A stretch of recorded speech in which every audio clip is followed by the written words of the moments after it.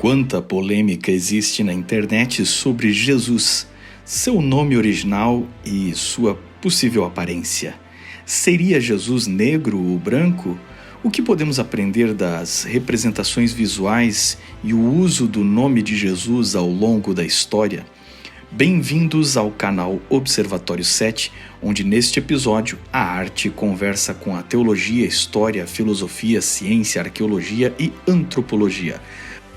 Aqui, 7 saberes não têm preconceitos de conversar e de provocar novas ideias. Se gostar, curta e se inscreva acompanhando esta e outras séries do canal. Consulte nossa bibliografia e lembre que este vídeo é repleto de generalizações e simplificações, usando imagens pesquisadas aleatoriamente e reinterpretadas, a não ser quando especificadas em legenda.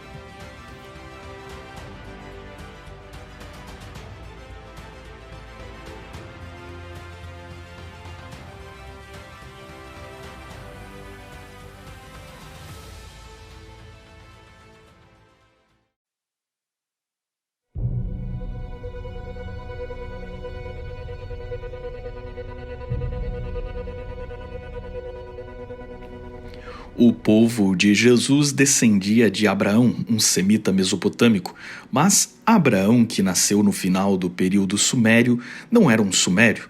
Os sumérios não eram semitas e os hebreus da linhagem de Abraão se originaram de outros povos semitas que lá viviam.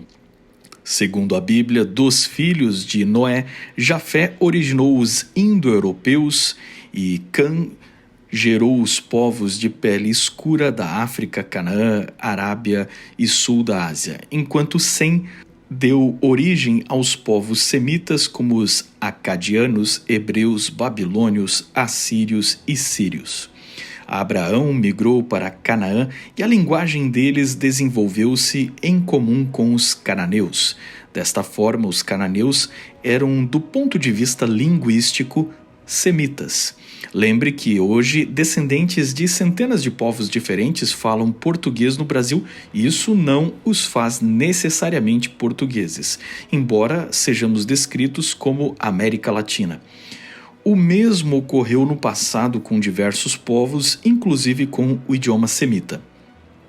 Abraão e seus descendentes viveram entre os cananeus, onde a maioria de seus 12 bisnetos casaram-se com cananeias, como vemos no caso de Judá.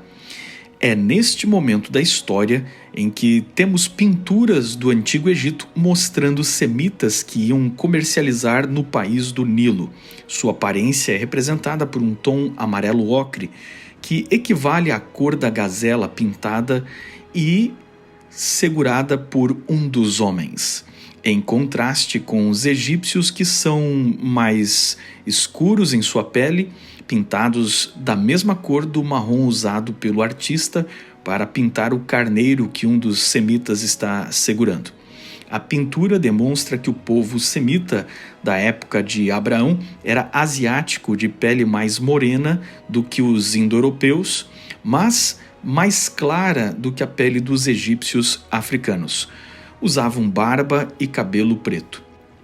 É interessante notar que destes 12 descendentes de Abraão, Isaque e Jacó, José se casou com uma egípcia e as tribos de Efraim e Manassés, grandes tribos entre as 12, tinham esta mistura, semelhante à mistura de Ismael, filho de Abraão, que era filho de um semita, com uma egípcia. O ancestral de Jesus foi Judá, que teve filhos com Tamar, que era uma mulher cananeia.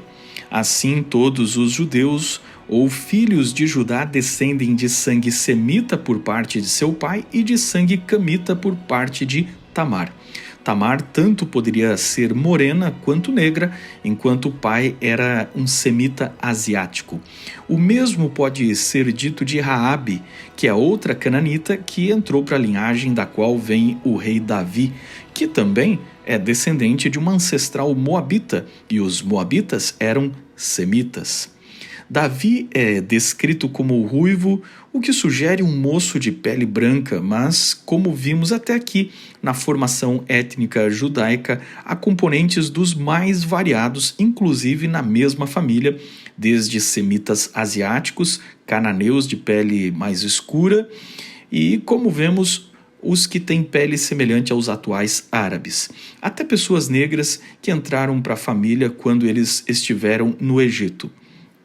O mesmo pode ser visto com Moisés, descrito como casado com uma esposa cuxita, termo que naquela época descrevia pessoas de pele negra, o que não necessariamente significava que eram pessoas do país de Cuxi.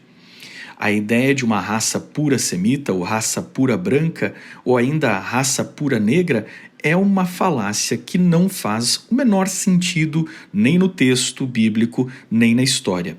O que encontramos em toda a Bíblia é variedade de pessoas e de tons de pele. Por si só, isso já coloca abaixo todas as teorias conspiratórias e teorias racistas. A resposta histórica para qual era a aparência dos antigos judeus é variedade, predominando o tipo oriental semita de pele bronzeada, cabelos e olhos negros. Lembre que ainda temos o período assírio e babilônico de domínio mesopotâmico sobre os judeus. A seguir, eles estiveram décadas sob influência persa, que é uma linhagem de povos iranianos, portanto brancos como os europeus. Depois estiveram pelo menos 2 séculos com uma presença grega nas suas terras, até chegarem os romanos, povos latinos. O mito de que eles nunca se misturavam com esses povos não tem fundamento. Veja, por exemplo, o caso de Timóteo, que tinha pai grego e mãe judia. Judeus que foram para a África se tornaram comunidades negras como povos de lá, com os quais eles se misturaram, enquanto judeus do Oriente Médio e Mediterrâneo preservaram o tipo árabe com quem estiveram mais relacionados. Já os judeus que mais tarde foram para o norte da Europa assimilaram aspectos loiros e de olhos claros. Isso de modo algum quer dizer que eles deixaram de ser judeus, e mesmo estes judeus tão diferentes em aparência entre si, muitas vezes compartilham alguns haplogrupos de DNA comuns a todos os povos semitas. Dentro deste quadro de variedade de aparência, que sem dúvida já existia na época do Império Romano entre os judeus, imaginamos, e apenas imaginamos, que pela linhagem de Jesus ele se parecia com a média da aparência dos povos judeus vivendo no Oriente Médio naquela época. Em 1990, Richard Neve, um dos maiores reconstrutores forenses do mundo, a pedido de um documentário da BBC, tomando um crânio achado em um túmulo de Israel do primeiro século, reconstruiu o que foi chamado de o rosto de Jesus. O resultado, independente da cor de cabelo e pele, foi um homem com uma expressão facial como aquelas antigas representações de homens da caverna com cara de tolo ou seres primitivos, mais atrasados, com pouca inteligência.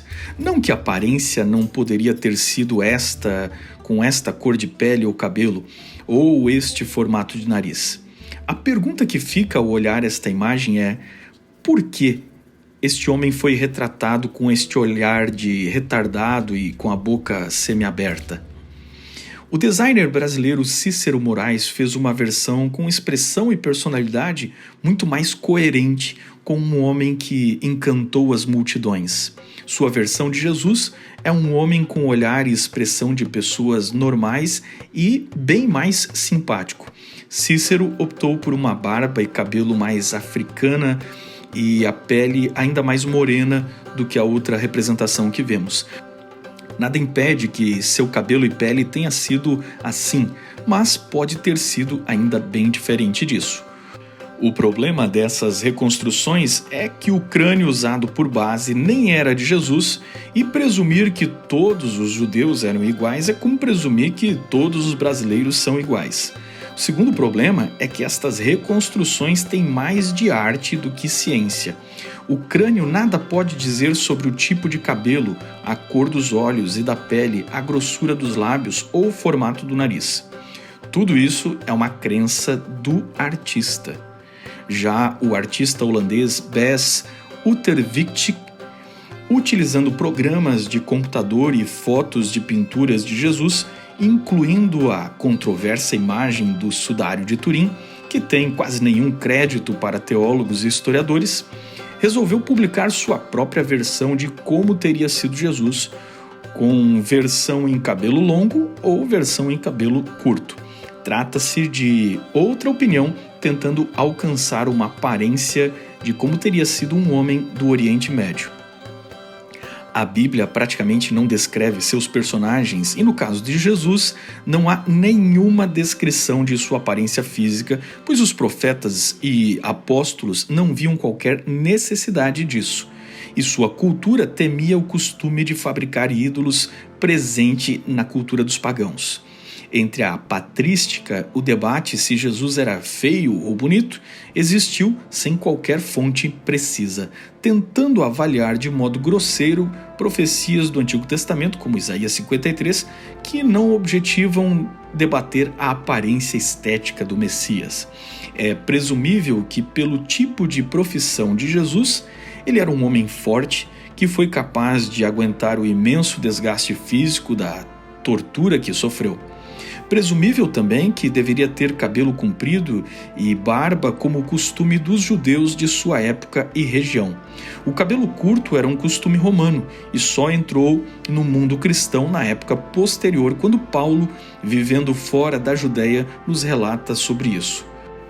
Tomando por base a média dos povos desta região e época, Jesus não seria nem branco e nem negro, mas um homem de pele azeitonada, como os judeus e árabes orientais, com cabelo e barba escura e olhos negros.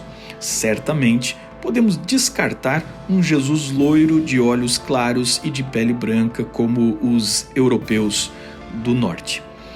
Os primeiros cristãos eram judeus e não faziam imagens. Provavelmente as primeiras representações de Jesus tenham iniciado não para descrever sua aparência, mas para ilustrar episódios da vida de Cristo, como a cura do paralítico, que talvez seja o evento retratado em 235 d.C. na Síria, ou seus ensinos como Jesus sendo o bom pastor, representando um bom pastor na controversa pintura nas catacumbas de Roma do século III, que mostra um pastor com uma ovelha nos ombros, mas em geral se pensa que é apenas um símbolo idealizando um pastor e não uma representação real de Jesus.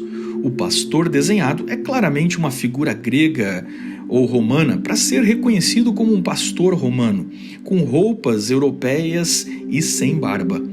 De forma alguma é o mestre da Galileia e muito menos estas pessoas que desenharam tinham qualquer expectativa de que Jesus realmente parecia com aquilo. A esta altura, a memória de um possível retrato falado de Jesus provavelmente já tinha sido esquecida. Somente no século IV, nas catacumbas de Roma, é que apareceu pela primeira vez um Jesus representado com barba e cabelo comprido, como é popularmente imaginado. Durante o período bizantino, a igreja associada aos monarcas bizantinos passou a retratar Jesus como um rei daquela época. O Pantocrátor do século VI, um dos painéis mais antigos que conhecemos, já o mostra com a tradicional aparência imaginada de barba e cabelos longos repartidos.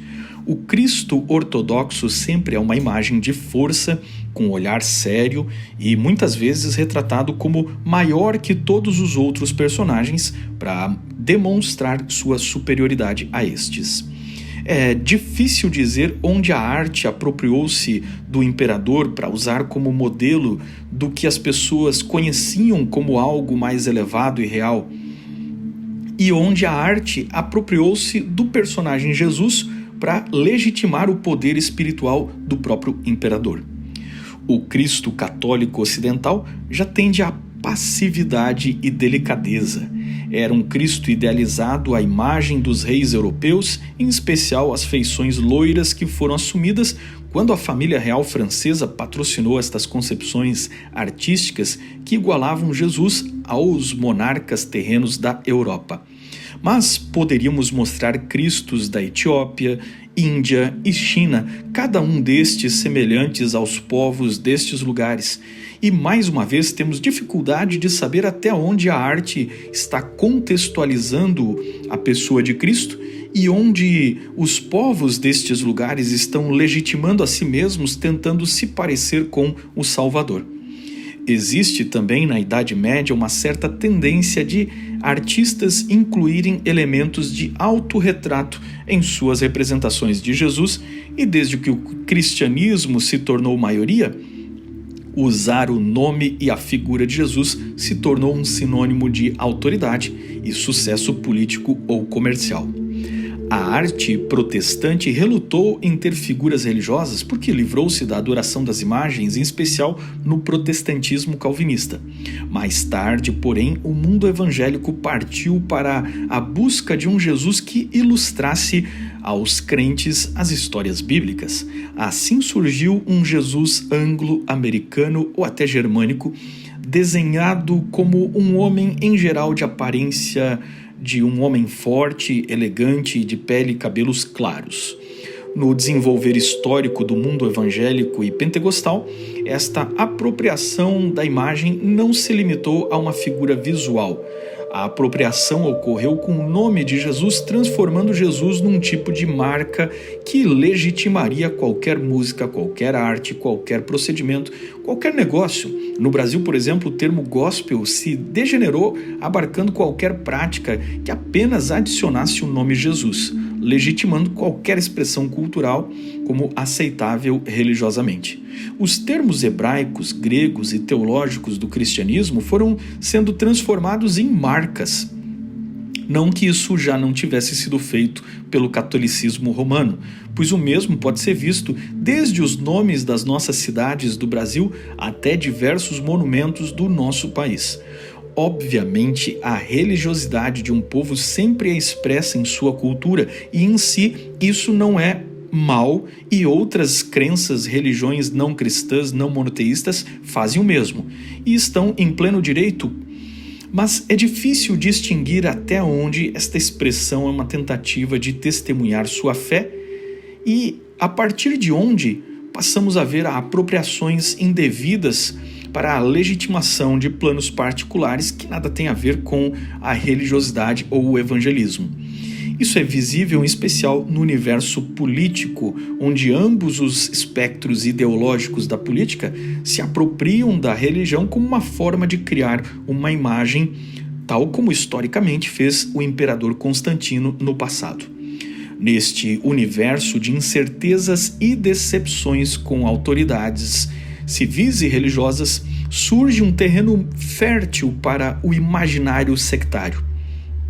Teorias da conspiração aparecem porque é atrativo pensar que, se você conhece uma história secreta que ninguém conhece, você é especial. E já que todos queremos ser especiais, queremos conhecer uma história secreta sobre Jesus, o grande personagem da história. Ultimamente, a teoria de conspiração que vem ganhando impulso pela internet é sobre o verdadeiro nome de Deus ou de Jesus. O nome original de Jesus deriva do nome Yehoshua, que significa Yahweh é salvação. O mesmo nome na raiz dos nomes Josué e Oséias do Antigo Testamento. A forma hebraica de Yehoshua foi encurtada para Yeshua e ainda mais uma vez encurtada no período pós-bíblico para Yeshua, forma como aparece no Talmud. Judeus helenistas traduziram este nome do Antigo Testamento para o grego na versão da Septuaginta como Jesus, e nisto já tiveram que fazer alterações fonéticas para adaptar as letras hebraicas em gregas, já que elas não têm correspondência exata. O Novo Testamento, que foi escrito em grego, utilizou esta forma grega de Jesus. O nome continuou sendo escrito por muito tempo como Jesus, numa adaptação latina do grego, mas durante a Idade Média o alfabeto latino foi se desenvolvendo e houve uma diferenciação entre o V e o U, até que o nome começou a ser escrito com U, então Jesus. Só mais tarde, o J surgiu na história do alfabeto latino como uma variante da letra I, até que o J recebeu uma diferenciação lá pelo século XVI e bem mais tarde a grafia de Jesus foi padronizada com J. Com base nisso, seria errado transliterar o nome Yehoshua? É claro que não, pois os autores do Novo Testamento, do Evangelho, transliteraram Yehoshua para o grego, e caso fosse errado mudar a pronúncia do nome Jesus, todo o Novo Testamento já estaria errado e o próprio cristianismo não faria nenhum sentido. Como não falamos grego, pronunciamos o nome Jesus de acordo com a fonética da nossa língua e a nossa pronúncia de Jesus está plenamente correta. Teóricos da conspiração tentam legitimar seus movimentos e descredibilizar outras fés com um suposto conhecimento secreto do nome de Jesus, apropriando-se fora do contexto de passagens como Isaías 52:6 e similares, onde se anuncia que um dia as pessoas viriam a conhecer o nome de Deus. Trata-se aqui de uma dificuldade de tais leitores de entender a cultura oriental, de que conhecer o nome é, na verdade, conhecer profundamente alguém, e não significa conhecer a pronúncia do nome de alguém, o que é provado pelos próprios judeus, que nunca tiveram dificuldade em transliterar os nomes de seu povo e das suas escrituras. Pior que isso é a mentira de tentar explicar que o nome Jesus é uma blasfêmia pagã, unindo o deus Júpiter a Esus, uma outra divindade do trovão. Há inúmeras variações destas teorias conspiratórias, como o nome Jesus significar Deus cavalo, porco ou coisas assim.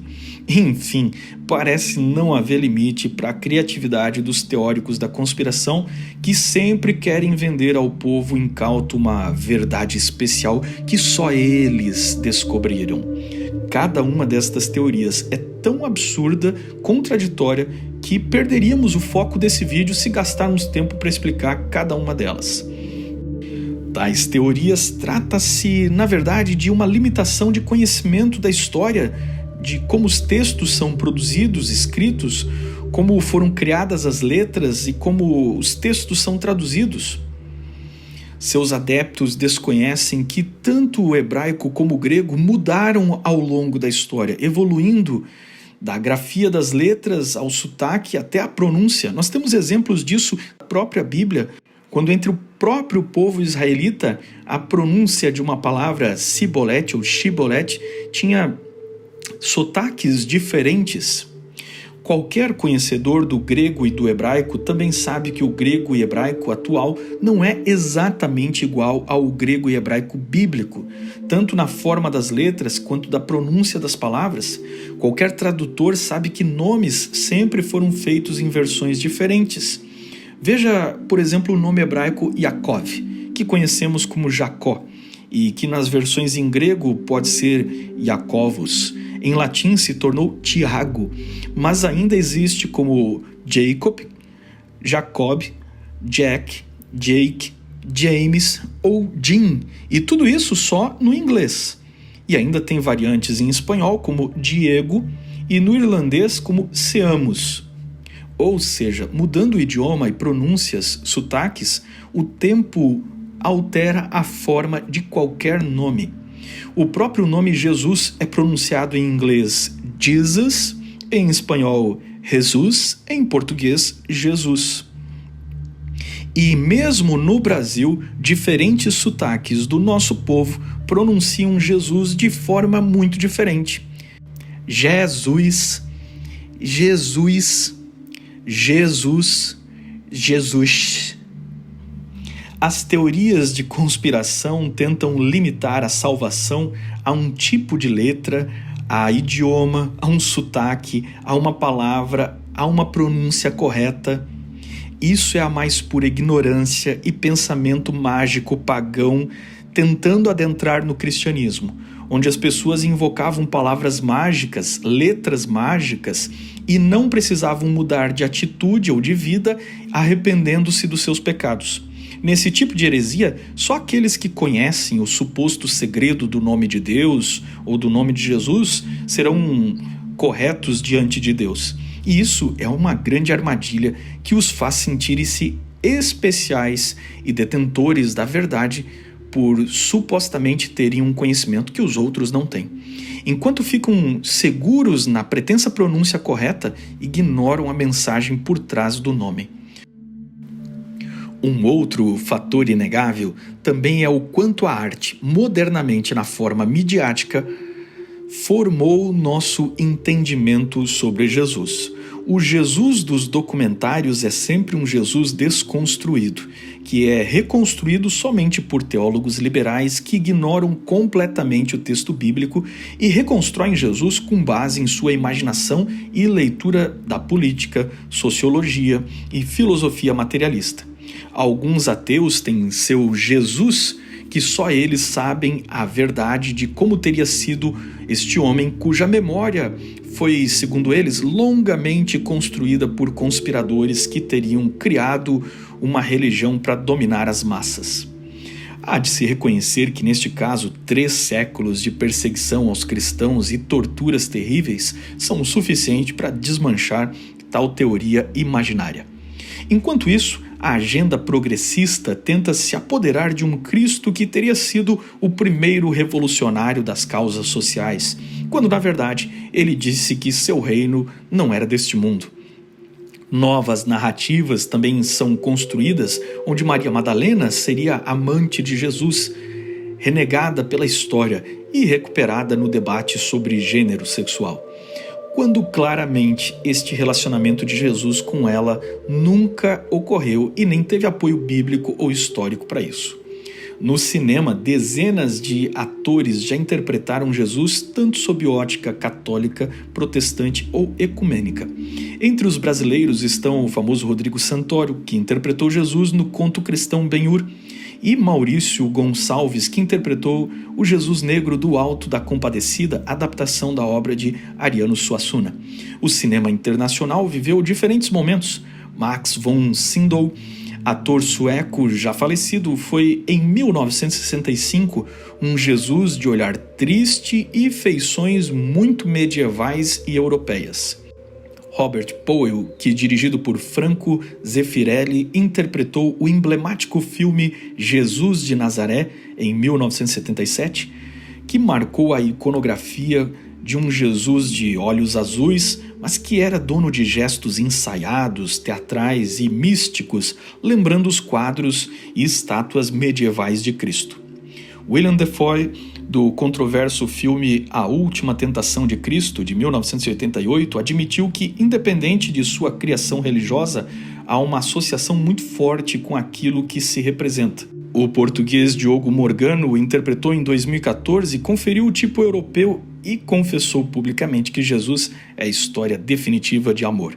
Apesar de insistir no visual indo-europeu medieval, A Paixão de Cristo, de 2004, foi um fenômeno de bilheteria quando Mel Gibson dirigiu a adaptação interpretada pelo americano Jim Caviezel, que aprendeu aramaico para as falas, o que conferiu um elemento mais histórico no drama.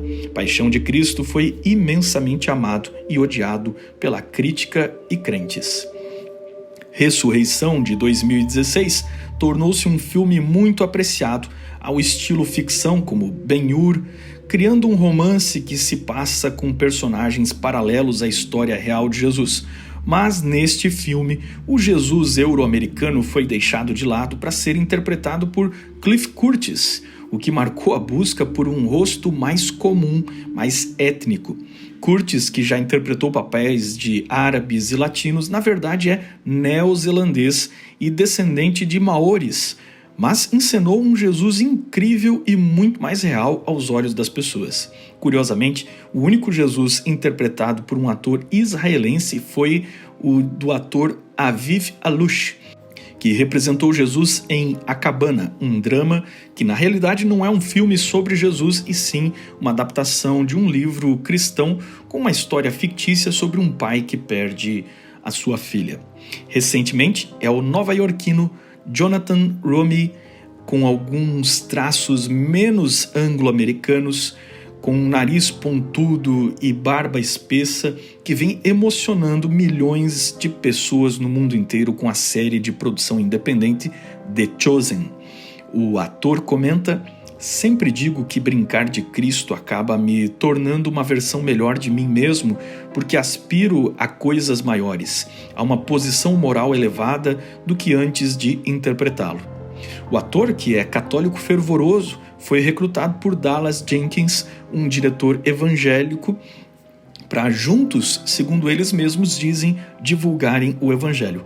A série é custeada por doações de todo mundo na forma da famosa vaquinha virtual e já bateu recordes, proporcionando 2 temporadas até o momento que gravo este vídeo, distribuídas por uma plataforma digital independente. A VidAngel informa que mais de 1 milhão de pessoas no planeta já assistiram à série. Jesus continua e continuará sendo um sucesso, porque sendo um de nós, pode ser asiático, europeu, africano e índio, afinal, Jesus é humano. Nunca teremos certeza sobre sua aparência, se é que isso importa, até que ele volte. Por que sua identidade e aparência é tão importante? A resposta é que queremos que ele se pareça conosco, mas poucos querem realmente desistir de quem são e se tornarem parecidos com ele.